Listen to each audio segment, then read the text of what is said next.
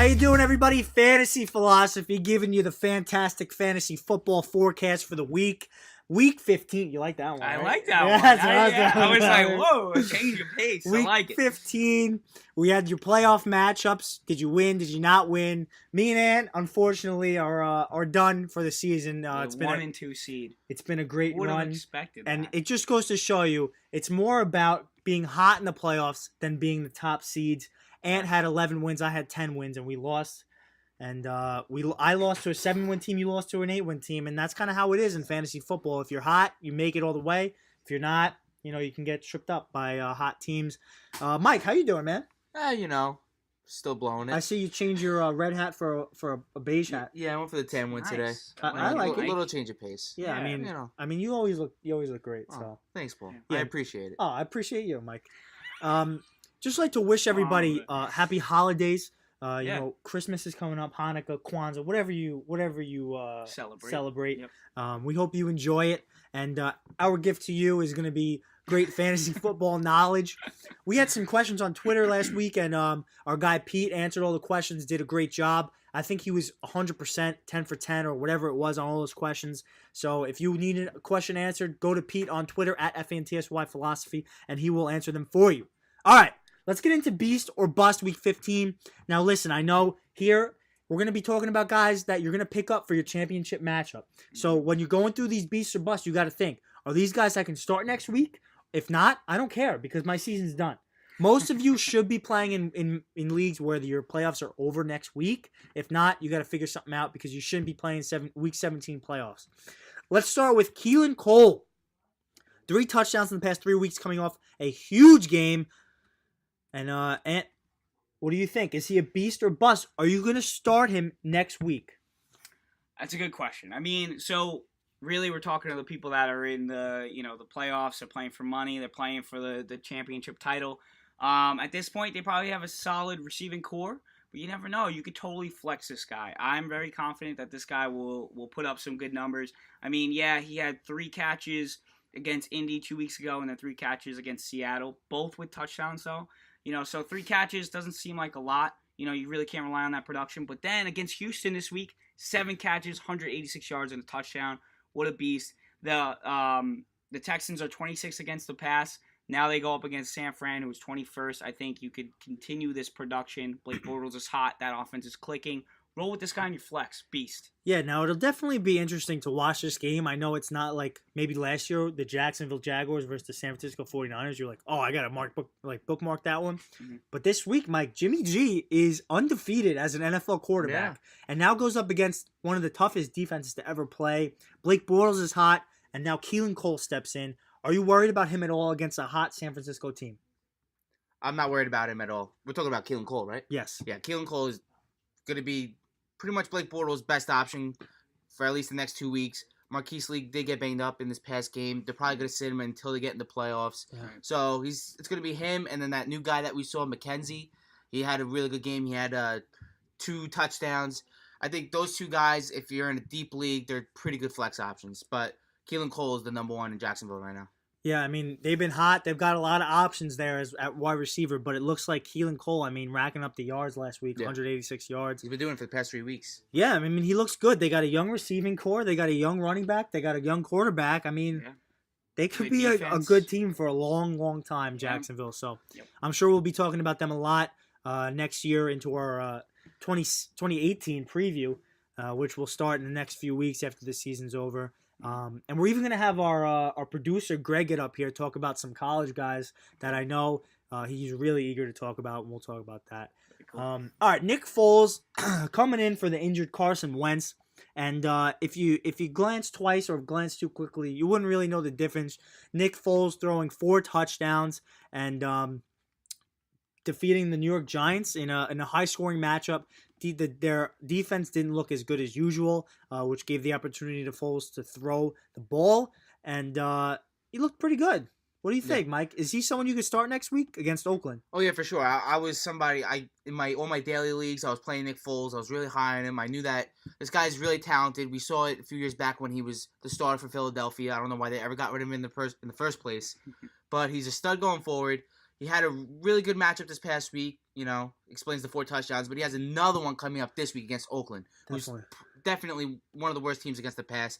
You could definitely put all your faith in Nick Foles this week. And if he doesn't win you a championship, I don't know who will. I mean, him, Blake Bortles, they're guys that you wouldn't think that Yeah. could win you the championship. But, I mean, last week I played Blake Bortles and I had Drew Brees. And I got destroyed by the Blake Bortles owner. So you never know what can happen in fantasy. So, and what do you think? You in the same page as Mike here with Nick Foles rolling with him? Yeah, pretty much. 4 touchdowns. It looks like Carson Wentz was out there. No one would know the difference. That Eagles defense, though, kind of scares me a little bit. They're letting up points, but I think that's good for Nick Foles because now he has to compete in a shootout game, which would result in more points. So roll with this guy.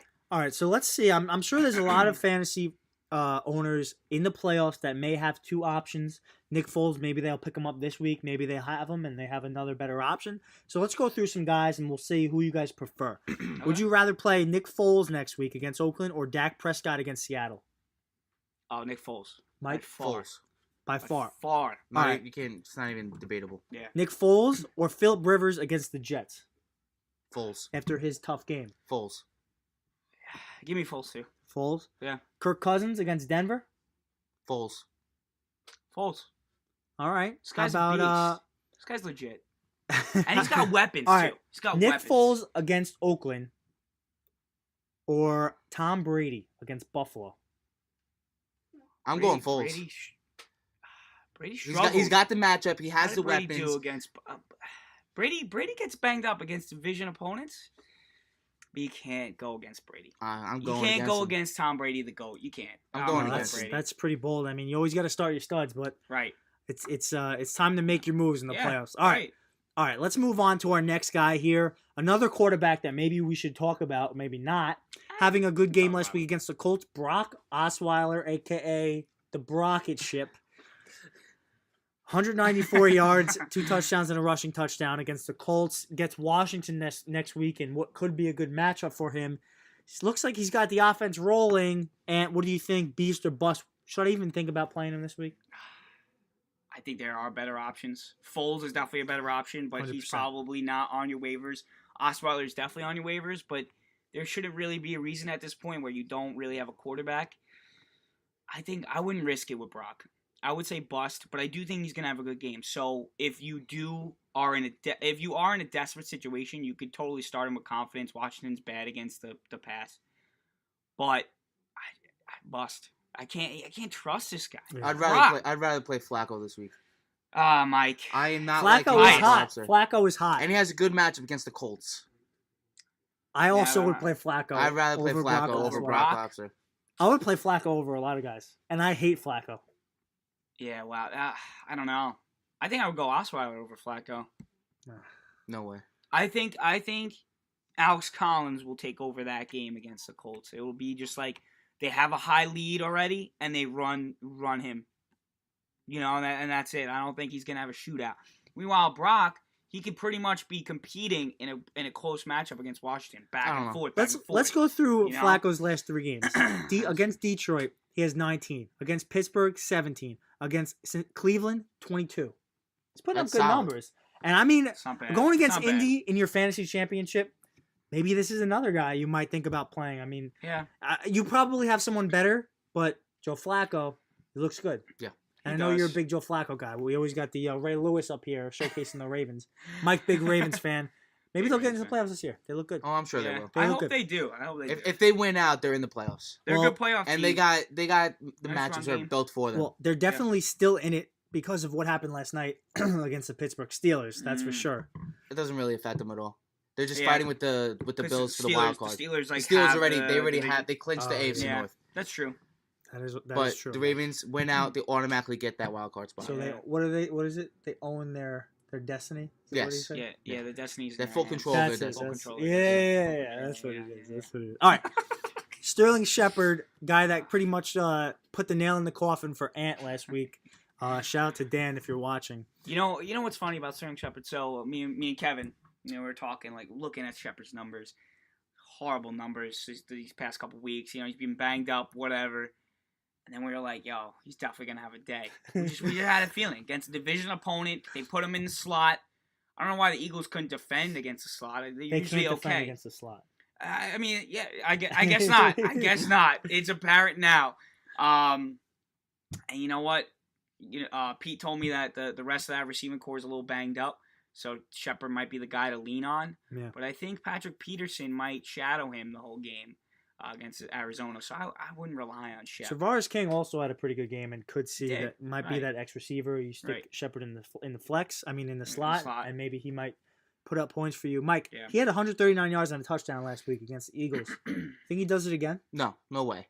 The Giants are just so bad. The whole team's broken. Inconsistent. They're inconsistent as hell. Yeah. I wouldn't be surprised if he gets under 50 yards in this game. Yeah, I mean I think in a divisional matchup against the Eagles, they were kind of fired up Yeah. at home. I And think it sucks that's because kinda I why. think Sterling Shepard, he's a great receiver. He's definitely a beast.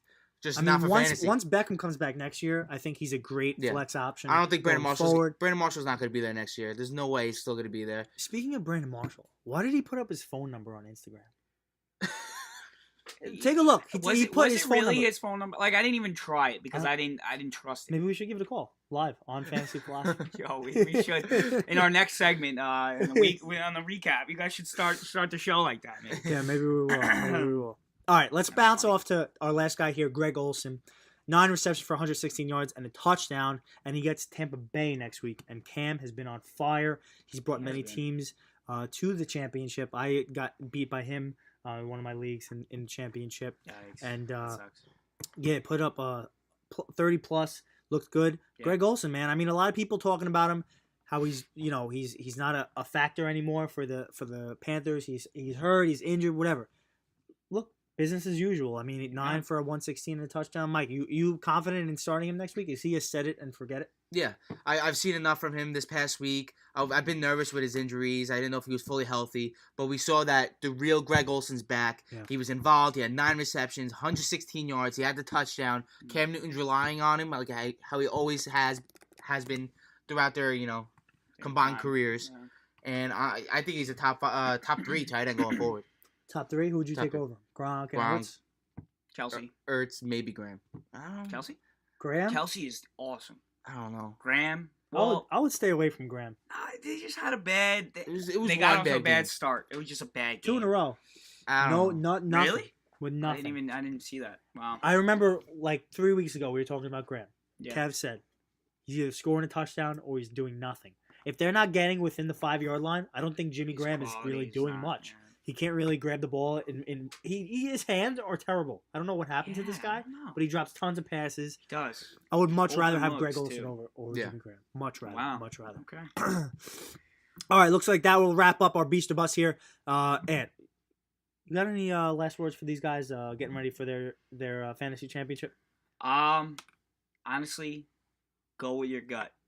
Like we always say, start your starters. I believe in that concept, but sometimes you just have a gut feeling about things, and you'll really regret not starting a player if you don't.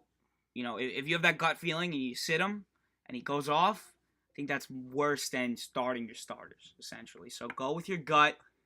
Leave it all out on the line. This is fantasy glory here we're talking about. This is probably the best reward in anything. It's probably a top 3 feeling that you could ever feel. It is. I haven't felt that since 2012, Paul. Hmm. I mean, I've won other Yeah, we leagues. know. Okay, listen, I've We won know. other leagues.